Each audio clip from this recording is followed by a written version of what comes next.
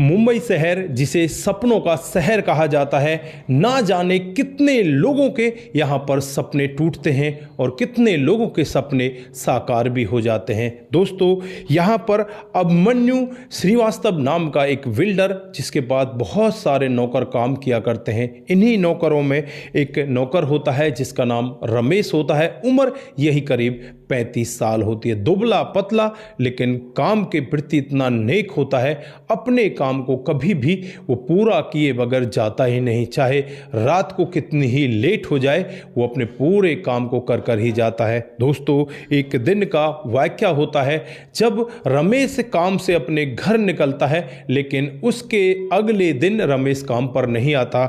आज जो अभिमन्यु है, उसे एक मीटिंग में जाना था, गाड़ी साफ चाहिए थी, नाश्ता भी नहीं बना था, तो एकदम से झिल्लाने लगता है और कहने लगता है कि पता नहीं ये नौकर भी कितने नालायक हो गए। फिर यहाँ पर रमेश के फ़ोन नंबर पर फ़ोन मिलाता है, फ़ोन स्विच ऑफ होता है। दोस्तों, जैसे ही अगला दिन आता है, जो अभिमन्यु है वो दूसरा नौकर अपने घर के लिए हायर कर लेता है। दूसरा नौकर घर पर काम करने लगता है।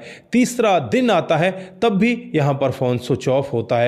और यहाँ पर अभिमन्यु अब उस रमेश के बारे में भूल ही चुके थे, क्योंकि उन्होंने अपनी पत्नी बिमलेश से कहा था कि ये नौकर ऐसे ही होते हैं, बस इन्हें कहीं दूसरी जगह नौकरी मिल गई होगी, अब इन्हें पिछले मालिक से कोई मतलब भी नहीं है। दोस्तों, बिमलेश कुछ नहीं कहती और जैसे ही चौथा दिन आता है, चौथे दिन एक महिला अपने 1 साल के बच्चे को गोदी में लेकर सीधे इस दरवाजे पर पहुंच जाती है। वहां पर जो नौकर होता है, गार्ड गेट पर खड़ा होता है, उस महिला को अंदर नहीं आने देता।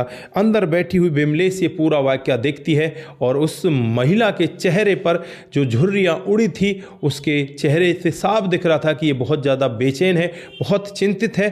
पता नहीं ये कौन है, इसके बारे में जांचा परखा जाए। बिमलेश खुद दरवाजे पर आती है और उस महिला से कहने लगती है कि हाँ जी, बताइए आप कौन हो और हमारे घर पर कैसे आई हो। दोस्तों, यहाँ पर ये महिला अपना नाम राधा बताती है।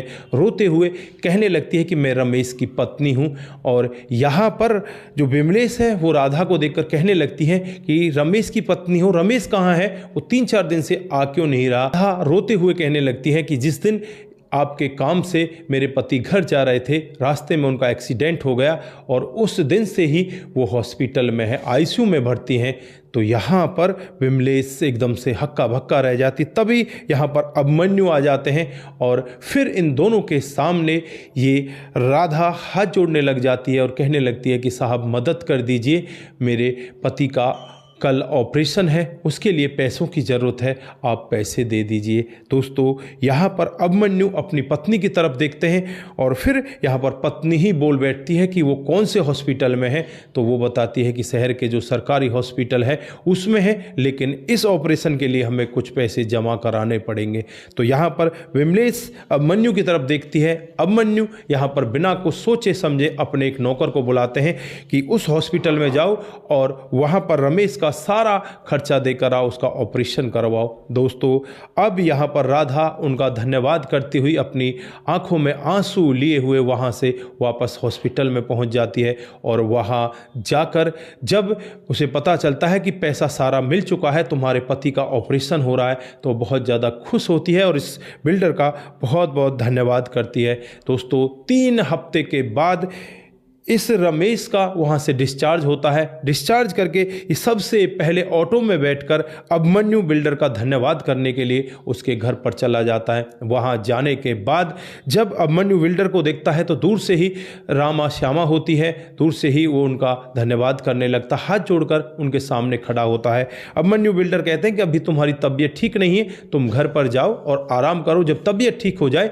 तब वापस आ जाना। तो यहाँ पर जो रमेश है उनके सामने हाथ जोड़कर कहने लगता है कि साहब, अगर आज आप नहीं होते तो मेरा ऑपरेशन नहीं हो पाता, क्योंकि मेरी पत्नी 3 दिनों तक हर रिश्तेदार के पास, नज़दीकी के पास, दूरी के पास, सबके पास हाथ जोड़ जोड़ कर विनती करके आई, लेकिन किसी ने भी मेरा सहयोग नहीं किया, किसी ने मुझे सहारा नहीं दिया। अगर आप नहीं होते तो साहब मैं मर ही जाता। अभिमन्यु अब इस रमेश की तरफ देखने लगते हैं और कहने लगते हैं कि जिसका भगवान होता है उसका सब कोई होता है, आपको टेंशन लेने की ज़रूरत नहीं है, आप बस ठीक हो जाइए। दोस्तों, इधर जो पत्नी है राधा, वो भी पीछे पीछे आ जाती है, वो भी यहाँ आकर साहब का धन्यवाद करने लगती है और फिर यहाँ पर ये दोनों धन्यवाद करने के बाद अपने घर चले जाते हैं। इधर जो अभिमन्यु बिल्डर होता है वो अपने एचआर वाले को बुलाता है और बुलाकर उनको आज ये कहता है कि सबका इंश्योरेंस करो, जितने भी आदमी हमारे पास काम कर रहे हैं इन सभी का इंश्योरेंस कराओ और इनको ये टाइम देखो कि कितने टाइम पर ये यहाँ से निकलते हैं, कितने टाइम पर आते हैं और इनके बारे में सारी डिटेल लो, इनके घर के बारे में, इनके माता पिता के बारे में, क्या इनका बैकग्राउंड है, पूरी डिटेल मुझे चाहिए। दोस्तों अभिमन्यु बिल्डर के बारे में जब आसपास के लोग सुनते हैं कि उसने अपने नौकर का इलाज कराया, उसके ऑपरेशन के पैसे उसने दिए, तो कुछ लोग तो यहाँ पर उसकी वाहवाही कर रहे थे और कुछ लोग कह रहे थे कि इसमें भला उसने एहसान कौन सा कर दिया, उसके पास रात तक वो काम करता था तो उसे ये करवाना ही चाहिए था। दोस्तों पैसा कितने लोगों के पास होता है, बहुत सारे लोगों के पास इतना अथाह पैसा होता है लेकिन उस पैसे में से वो 10 रुपये भी खर्च नहीं करते। अगर यहाँ पर ये अभिमन्यु बिल्डर ना पैसा खर्च करता तो इसका कौन क्या बिगाड़ लेता, ये नहीं करता, लेकिन यहाँ पर इसने इंसानियत दिखाई और अपने नौकर के प्रति इतना विश्वास दिखाकर उसका इलाज कराया। आज वो नौकर बिल्कुल ठीक हो चुका है और वो हर बार यहाँ पर अभिमन्यु बिल्डर का धन्यवाद देता है और कहता है कि अगर साहब नहीं होते तो मेरा जीवन पता नहीं कैसे गुजरता, मैं मर ही जाता, मेरे बच्चों को कौन देखता, लेकिन मेरे लिए भगवान बनकर आए मेरे बिल्डर साहब, मैं उनका एहसान कभी भी नहीं भूल सकता। तो दोस्तों ये रही एक छोटी सी कहानी। यहाँ पर ये कहानी हमें बहुत बड़ी शिक्षा देकर जाती है। अगर हम किसी की मदद कर सकते हैं तो हमें उसकी मदद जरूर करनी चाहिए, क्योंकि बहुत सारी मुसीबतें जीवन में आती रहती हैं और एक दूसरे की अगर इंसान मदद नहीं करेगा तो फिर इंसानियत कहाँ चली जाएगी, इंसानियत तो मर ही जाएगी। हमें एक दूसरे की हमेशा मदद करनी चाहिए। मैं ये नहीं कहता कि आप अपने बच्चों का हिस्सा काट कर किसी को दे दो, लेकिन आपके पास अगर एक्स्ट्रा है या थोड़ा बहुत आप कंप्रोमाइज़ कर सकते हैं तो आपको दूसरे व्यक्ति की मदद ज़रूर करनी चाहिए। तो दोस्तों आप लोगों को ये कहानी कैसी लगी? अगर आपको ज़रा सी भी प्रभावित करती है, ज़रा सी भी अच्छी लगती है तो दोस्तों के साथ ज़रूर साझा करके जाएं। आज के लिए बस इतना ही, फिर मिलते हैं किसी नए मोड के साथ। तब तक के लिए आप अपना ख्याल रखें, परिवार का ख्याल रखें, सतर्क रहें, सावधान रहें, रिश्तों की अहमियत को ज़रूर समझें। नमस्कार, जय हिंद, जय भारत।